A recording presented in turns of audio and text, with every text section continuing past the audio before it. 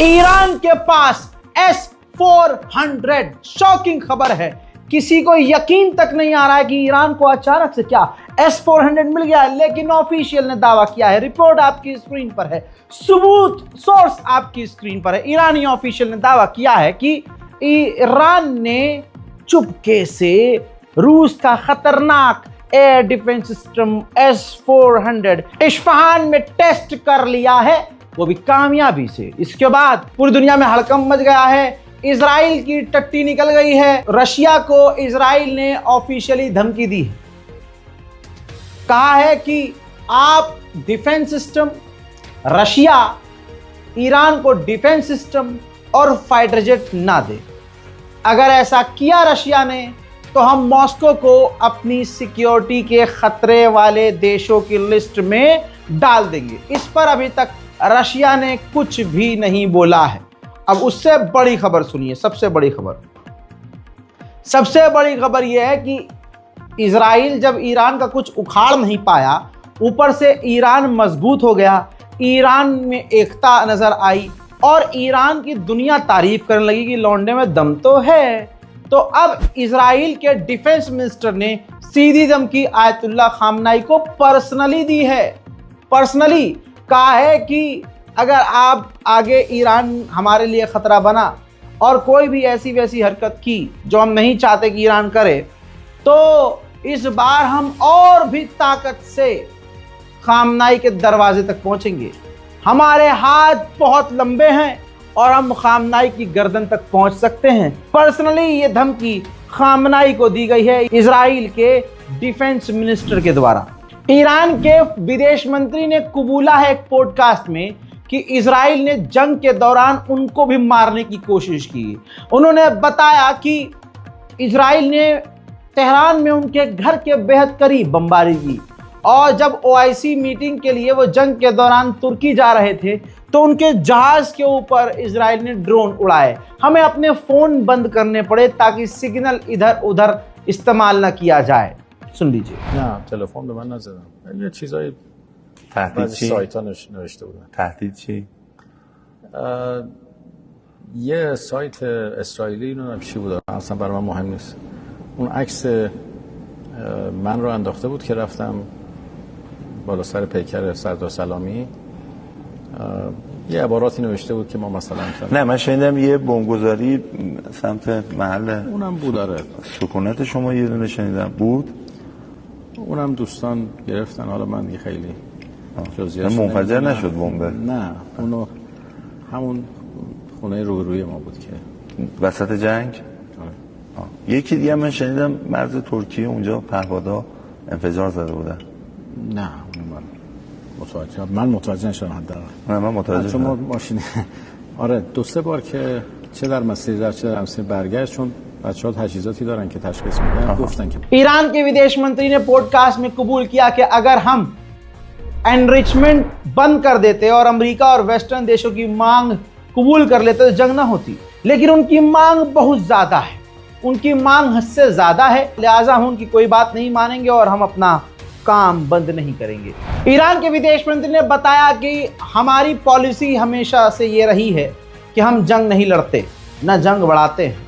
हमारी जो लीडरशिप है उसने जंग से पहले ही कह दिया था और कई बार ऐसी जंग हुई है जिसमें ये पहले ही बोला गया कि अगर दुश्मन की तरफ से सफेद झंडा दिखाया गया और सीज फायर की मांग की गई तो हम जंग नहीं बढ़ाएंगे, हम सीज फायर कर लेंगे। इस बार भी ऐसा हुआ है। ईरान में आतंकवादी हमलों में 8 से 10 ईरानी मारे गए, जिनके नमाज जनाजा की जो तस्वीर है यानी आखिरी रसूमात की तस्वीर है कुछ इस तरह से ईरान से सामने आ रही है।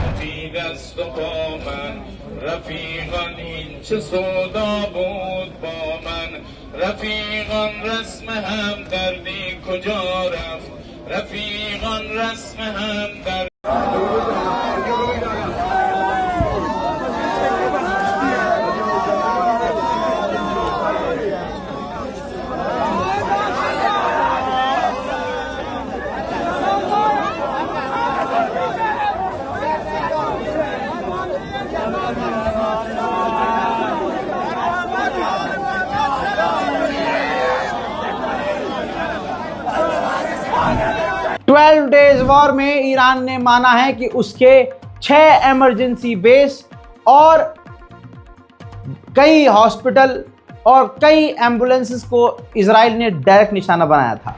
उधर इजराइल ने दोबारा आधिकारिक तौर पर कहा है कि ईरान इजराइल पर हमला करने की दोबारा तैयारी कर रहा है, लिहाजा हमारे पास कोई और ऑप्शन नहीं है, हमें ईरान पर पहले हमला करना होगा। यानी प्रोपेगेंडा इजराइल का शुरू हो चुका है ताकि दोबारा से मौका मिल जाए ईरान पर बड़ा हमला करने की इजराइल को। मैं दोस्तों, उधर ईरान में संदिग्ध आग फिर लगी है। पहाड़ और खेत के इलाके में खौफनाक आग लगी है। जाहिर सी बात है ये मूसाद ने लगाई है और मूसाद के अलावा कोई नहीं है।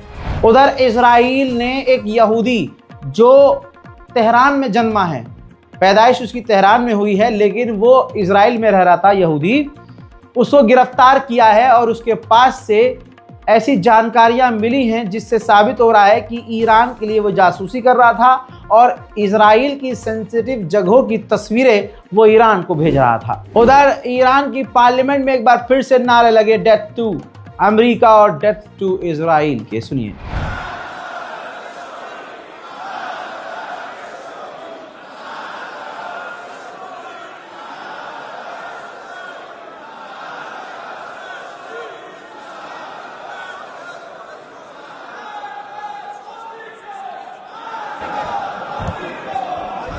जंगजोर कॉरिडोर खरीदने की या किराए पर लेने की मांग चल रही है और हालांकि आर्मीनिया पलट चुका है कि वो लीज पर अमेरिका को नहीं देगा ये जंगजोर कॉरिडोर, लेकिन ईरान ने धमकी पहले ही दे दी है कि अगर अमेरिका और इजराइल ने इस कॉरिडोर को ब्लॉक करने की कोशिश भी की तो बहुत बुरा करेंगे। 16 जून की एक ऐसी वीडियो आई है जो तेल अवीव और हाइफा के इलाकों में जब ईरान की मिसाइल जाकर गिरी है तो हाल क्या हुआ है इजराइल का, वो मंजर आपके सामने रख रहा हूं। ये देखिए, उफ, अल्लाह अकबर अल्लाह अकबर।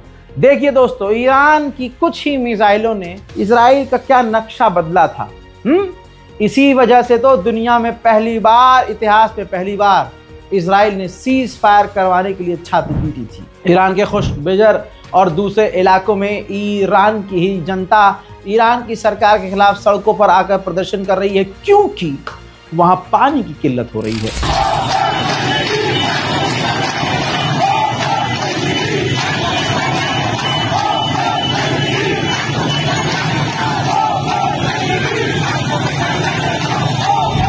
वहीं मेरे दोस्तों, ईरान के लिए आगे और बड़ी मुसीबत है। कराज डैम आपकी स्क्रीन पर देखिए। कराज डैम में जो है लगभग 80% पानी खत्म हो चुका है। कराज डैम मैनेजमेंट ने जानकारी शेयर की है कि अगले कुछ ही हफ्तों के अंदर बिजली जो इस डैम से बनती है वो बिजली भी बनना बंद हो जाएगी क्योंकि डैम के अंदर पानी कम हो चुका है, डैम सूख रहा है और ईरान आगे और बड़ी मुसीबत से दो चार हो सकता है। सऊदी गवर्नमेंट का हरामीपन एक हो तो आदमी गिने। दोस्तों, इजराइल के ही चैनल ने ओपनली बताया है कि हमें यानी इजराइल को सऊदी अरब के बादशाह के घराने से मैसेज आया है कि सीरिया में जोलानी को रहने दो, क्योंकि अगर सीरिया में जोलानी रहा तो जोलानी की वजह से ईरान सीरिया से दूर रहेगा। उधर मेरे दोस्तों, अंडवे यहाँ नेतन्याहू को अपना मेरे तीसरा बाप बनाकर बैठे हैं, लेकिन खुद इजराइल के अंदर नेतन्याहू के खिलाफ यहूदी सड़क पर उतरे प्रदर्शन 24 घंटे कर रहे हैं।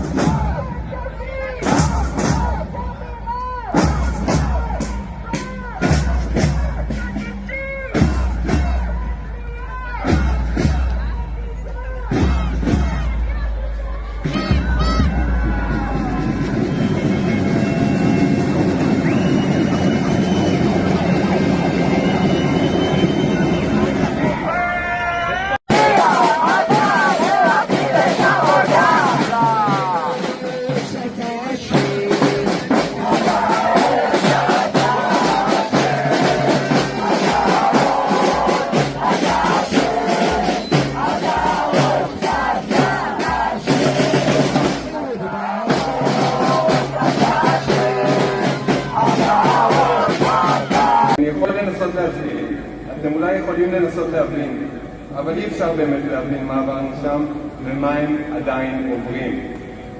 מה שאני כן מבין, ומה שאתם גם מבינים, וגם מי שמקבל את ההחלטות יודע היטב, זה שמי שעדיין שם מצבו גרוע יותר.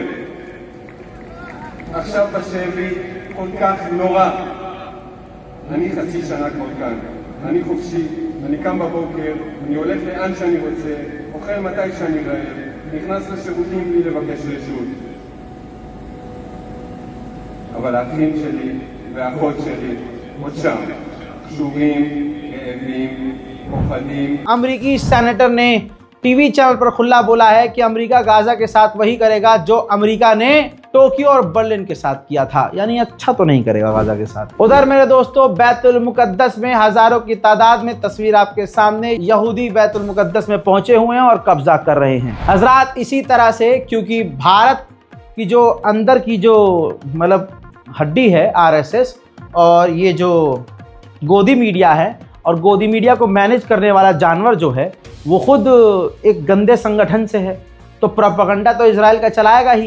तो दोस्तों खबर क्या चलाई गई, इंडिया टुडे, हिंदुस्तान टाइम्स का ये देखिए, हिंदुस्तान टाइम्स ने खबर चलाई कि जो ईरान के जो सुप्रीम लीडर आयतुल्ला खामनाई हैं वो पूरा दिन सोते हैं ड्रग लेने के बाद। रिपोर्ट ये कह रही है, इनकी रिपोर्ट क्या है, जो मूसाद का फेक चैनल है फारसी, यानी जो इजरायली चैनल ने फारसी में लिखकर शेयर किया, इनके गोदी मीडिया के जो हैं जाहिल, उन्होंने इजराइल के सोर्स से, वो भी फेक अकाउंट से, जो मूसाद का फेक अकाउंट है, उससे खबर लेकर पूरी खबर चला दी। अब इसके बाद जब दुनिया ने गाली बकना शुरू की और एक बार फिर से गोदी मीडिया की मारनी शुरू करी, तो हिंदुस्तान टाइम्स ने हिंदुस्तान का नाम बदनाम करते हुए माफीवीर की तरह तुरंत बिना कुछ कहे ट्वीट डिलीट कर दिया। और ऐसे भारत के बहुत सारे न्यूज़ चैनल थे जिन्होंने कॉपी पेस्ट करके डाल दिया था, बाद में अपना ही पिछवाड़ा चाट कर अपनी ज़बान से साफ करना पड़ा। इसी के साथ सच बोलने की सज़ा तो सबको मिलती है। अब दोस्तों इंस्टाग्राम जो मेरा था रज़ागराफी_ऑफिशियल, आपकी स्क्रीन पर देखिए, टेलीग्राम में ऐसे बहुत सारे अकाउंट है, और खासकर हिंदू समाज के अंदर जो अंधभक्त होता है, अंधभक्त टीम है, ये देखिए रामदूत सेना, जी हाँ ऐसे ही रैंडम सेना, ऐसे बहुत सारे मिल जाएंगे आपको, जो आधिकारिक तौर पर ये काम कर रहे हैं कि अगर आप सच बोल रहे हैं, इसमें देखिए कई लोगों के नाम हैं, कई यूजर नेम है इसके अंदर, वो मास रिपोर्टिंग करवाते हैं, यानी फर्जी, जो इन्हें पसंद नहीं आता है, क्योंकि हम मोदी जी के खिलाफ बोल देते हैं, हम गवर्नमेंट के जो गलत काम है उस पर बोल देते हैं, हम अंधभक्तों को रेलते हैं, हम गूखोरों को पेल देते हैं, तो ये बर्दाश्त नहीं हो रहा है। इनको जवाब हम देते हैं तो बर्दाश्त नहीं होता, सच बोल देते हैं, इनको नंगा कर देते हैं, बर्दाश्त नहीं होता। तो ये क्या करते हैं, मास रिपोर्टिंग करवाते हैं अपने गुलामों से, जो इसके अंदर गुलाम होते हैं, 3-3, 4-4 रुपये में इन्होंने रखे हुए हैं कि भाई जो रिपोर्ट करेगा उसको 2 रुपया 3 रुपये दिया जाएगा। अब इनके पीछे पूरी चैन है, वो चैन सीधा भाजपा के IT सेल से ही जुड़े मिलेगी, ये जांच का विषय है। तो इसके अंदर कई सारे लोगों को रिपोर्ट करने को कहा गया कि भाई इनके अकाउंट को, इनके अकाउंट को, इनके को, तो उसमें मेरा भी अकाउंट था, तो रिपोर्ट किया गया, कई हजार लोगों ने रिपोर्ट किया। सोचिए, नरसंहार करने वाले गंदी भीड़, बेरोजगार भीड़ के अंदर इतनी एकता है कि वो सारे झूठे मिलकर एक सच बोलने वाले को सोशल मीडिया से गायब कर सकते हैं। और हमारा मुसलमान जवान मार दिया जाता है 16 साल का फतेहपुर में, मुर्दा मुसलमान कुछ बोलता तक नहीं, डरा हुआ मुसलमान है। वो आतंकी, वो गंदे काम करने वाले, इज्जत लूटने वाले, वो कुछ भी कर रहे हैं। बहरहाल उनको लगा कि अब रज़ा रोएगा, रज़ाग्राफी अब तो परेशान होगा। अबे भाई 5-6 लाख फॉलोअर थे, 1 मिलियन हो जाएंगे इंशाल्लाह। ये देखिए अकाउंट सस्पेंड हो गया है, मैंने अपील भी नहीं करी, आथू, समझ रहे हैं आप। लेकिन ये मेरा दूसरा बैकअप अकाउंट था रज़ाग्राफी अनस्क्रिप्टेड, आप इसको फॉलो करिए ज़रूर। अगर आपके पास कोई खबर है, आपको कोई मुझसे बात करनी है, तो आप वहाँ तो नहीं कर सकते, लेकिन अब यहाँ आप बात कर सकते हो। इसके बाद भाई अभी 2-3 दिन अपने साथियों से बात करने के बाद देखेंगे हम अकाउंट नया बनाएंगे या कुछ और करेंगे, वो हम आपको अपडेट देंगे, आप उसमें जाइएगा, ज़रूर फॉलो कीजिएगा। जो इंस्टाग्राम पर मेरा मुसलमान भाई है मुझे फॉलो ज़रूर करेगा। इसके अलावा तस्वीर आप ये देखिए, अंधभक्तों जैसे ही लोग, यहूदी और अंधभक्तों में ज़्यादा फ़र्क नहीं है, दोनों ही जो इस वक्त काम कर रहे हैं। ये देखिए फिलिस्तीनियों के इलाकों में घुसकर उनकी ज़मीन पर अपने चरवाहे छोड़ दिए और उनके खेतों को बर्बाद करना शुरू कर दिया। ये बात तो साबित हो चुकी है कि इजिप्ट गद्दार है। इजिप्ट की सरकार सामने कुछ और है, पीछे कुछ और है। जैसे ही ये राज खुला, जो राज मैंने आपके सामने राज नहीं रखा था, पिछले 6 महीने से आपको बता रहा था कि इजिप्ट का ये कैरेक्टर है, अब जाकर दुनिया के मुसलमानों को समझ में आई है। तो अब देखिए, तुर्की के अंदर जो इजिप्ट की एम्बेसी है, उसके बाहर भी फिलिस्तीनी समर्थकों ने ताला लगा दिया है। उधर यूएई और जॉर्डन ने अपनी इमेज को साफ करने के लिए तस्वीर जारी की है कि हमने 25 टन मदद गाजा में हवा से गिराई है। सोचिए, 25 टन, बस 25 टन मदद गिराई है, जबकि ट्रक के अंदर ही 40 टन मदद पहुंच जाती है। दिखावा है भाई, ये सिर्फ दिखावा था कि दुनिया से जो अरब देशों को गालियां मिल रही हैं, थोड़ी सी कम हो जाए। खुदा की कसम, पता नहीं, मेरा दिल फिलिस्तीन से, गाजा से, भारत के मुसलमानों से इतना जुड़ा हुआ है कि मुझे दुश्मन की हर चाल का पहले से आभास होता है कि हाँ, ये देखो, ये ऐसे कर रहे हैं, इसका मतलब ये होगा। अभी मैं बोल रहा था, खुदा की कसम, मुझे पता भी नहीं था कि ये बयान आने वाला है। जॉर्डन और यूएई ने जो दिखावे मदद गिराई है, देखिए आपकी पूरी स्क्रीन पर रिपोर्ट है।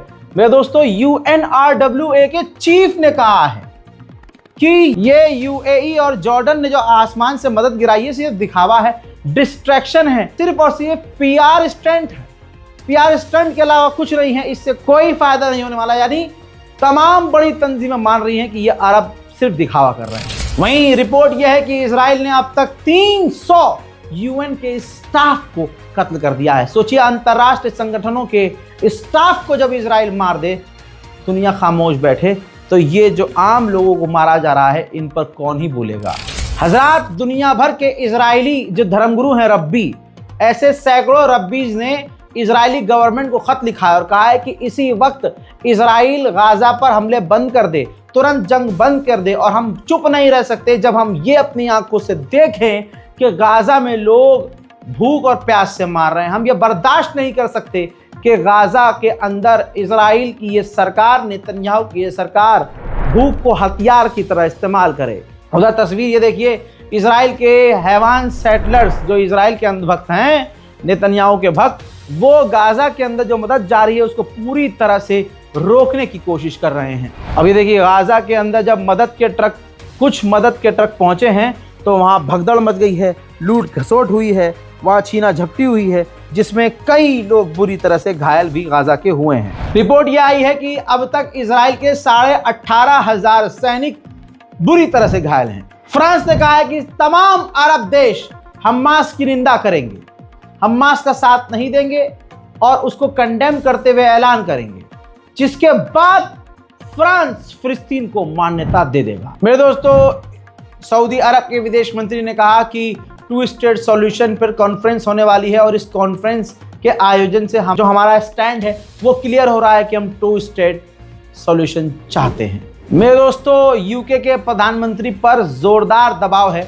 कि भाई आप फिलिस्तीन को मान्यता दो। हालांकि यूके का कुत्ते का बच्चा प्रधानमंत्री वो बार बार इग्नोर कर रहा है, लेकिन इतना दबाव उन पर आज पड़ा है कि जो उनकी कैबिनेट के बड़े बड़े नेता छुट्टी पर, गर्मियों की छुट्टी पर गए थे, उनको वापस बुला लिया है और गाजा के मुद्दे पर अब प्रधानमंत्री जो ब्रिटेन के हैं इस वक्त बात कर रहे हैं। फ्रांस के विदेश मंत्री, ये देखिए, फ्रांस के विदेश मंत्री ने खुल्लम खुल्ला बयान दिया है, जो अमेरिका ने ग्रुप बनाया है GHF, जो मदद देने का ढोंग कर रहा है, तुरंत इस ग्रुप को बंद करें और वहां से इसे बाहर निकाले, क्योंकि ये ग्रुप मदद के बहाने सिर्फ गाजा के भूखों को मार रहा है और ये हम बर्दाश्त नहीं करेंगे।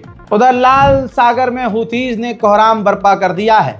हुथीज ने देखिए अपने वीडियो जारी करके धमकी दी है कि फर्क नहीं पड़ता कि कौन सा जहाज है, किसका जहाज है, अगर वो समुद्री जहाज इजराइल से किसी भी तरह से लिंक होगा, वो कहीं का भी हो, हम उसे डुबा देंगे। लिहाजा तमाम देश इजराइल से रिश्ते तोड़ें और इजराइल के साथ काम करना बंद करें। इजराइल का हाल बुरा है, लेकिन बेचारा फटे तो फटे, नवाबी ना घटे वाला हिसाब है। तस्वीर देखिए, इजरायली ही न्यूज़ चैनल है जो इजराइल का एलाद पोर्ट दिखा रहा है। दुनिया भर से यहाँ जहाज आया करते थे और आज ये पोर्ट पूरी तरह से खाली पड़ा है, पूरी तरह से बंद पड़ा है। यहाँ पर काम करने वाले जो कर्मचारी हैं वो अपने मुंह से बता रहे हैं कि उनके पास हालात कितने ख़राब हो चुके हैं और ना अब उनको तनख्वाहें मिल रही हैं, ना वहाँ कुछ काम हो रहा है। नीदरलैंड ने अपने मुल्क में फेक न्यूज़ चलाकर, प्रोपेगेंडा खबर चलाकर अब ईरान को अपने दुश्मन और अपने लिए ख़तरे वाले देशों की लिस्ट में डाल दिया। जैसे पहले से उस लिस्ट में तुर्की, रशिया मौजूद थे, अब ईरान का भी नाम उस लिस्ट में नीदरलैंड डाल दिया है, जो देश नीदरलैंड के लिए खतरा है। उधर यूएई का ढोंग एक और सुनिए। यूएई का ऐलान ये है, रिपोर्ट आपकी स्क्रीन पर, कि यूएई वाटर पाइपलाइन इजिप्ट तक बनाएगा, इजिप्ट से गाजा तक ले जाएगा आने वाले। मतलब ढोंग देख रहे हैं अरबों का, कि वही अरब हैं, ऐसे ही अरब थे जो हुजूर पाक सल्लल्लाहु अलैहि वसल्लम को मैदान जंग में बनते सहाबी थे, कर हमसे करीब कोई नहीं है मोहम्मद के, और वो मैदान जंग में छोड़कर पहाड़ियों पर बकरियों की तरह भाग जाते थे। जब जंग खत्म होती आते थे, अरे आज बहुत तगड़े लड़े हम हुजूर, मजा आ गया, आपका रहमो करम ऐसा कि जीत हो गई इस्लाम में। अब हुजूर को पता था कि ये क्या है, लेकिन क्योंकि ग्रुप न टूट जाए, आपस में लड़ाई न हो, हुजूर खामोश रहा करते। आज दुनिया के मुसलमान देख रहे हैं कि यूएई ड्रोन कर रहा है, ड्रामा कर रहा है, लेकिन दुनिया खामोश है कि ठीक है, करने दो जो कर रहा है ड्रामा। वहीं मेरे दोस्तों ये खबर देखिए, 3 इजरायली सैनिक को इजराइल ने जेल में डाल दिया, क्योंकि उन 3 इजरायली सैनिकों ने साफ मना कर दिया था कि हम गाजा में जंग करने, नरसंहार करने नहीं जाएंगे। डोनाल्ड ट्रंप की टीम एक तैयार कर रही है डील, जिस डील के अंदर हमास को बोला जाएगा कि आप डील कर लो और गज़ा को छोड़कर बाहर चले जाओ, कैदियों को आज़ाद कर दो, सीज़ फायर हो जाएगा। मेरे दोस्तों हालात अभी सख्त हैं, इस बारकोड का इस्तेमाल कीजिएगा ताकि गाज़ा और फ़िलिस्तीन के लिए हम खाना, पानी या कुछ छोटी मोटी चीज़ों का इंतज़ाम कर सके। इस रिपोर्ट को शेयर करना मत भूलिएगा और मेरा साथ मत छोड़िएगा, क्योंकि सच बोलने की सज़ा हर बार कुछ न कुछ मिलती है। लिहाजा जुड़े रहिए मेरे इस दूसरे वाले अकाउंट रज़ाग्राफी अनस्क्रिप्टेड से ज़रूर जुड़िएगा, क्योंकि डायरेक्ट आप लोगों के बीच में ऐसे ही अपने अकाउंट से आया करता था। लिहाजा जो भी कुछ मैं आगे करूंगा अपने इंस्टाग्राम पर आपको बताऊंगा और आपसे वहीं लाइव बात करूंगा। मैं हूं रज़ा और आप देख रहे थे रज़ाग्राफी अनस्क्रिप्टेड। जय हिंद।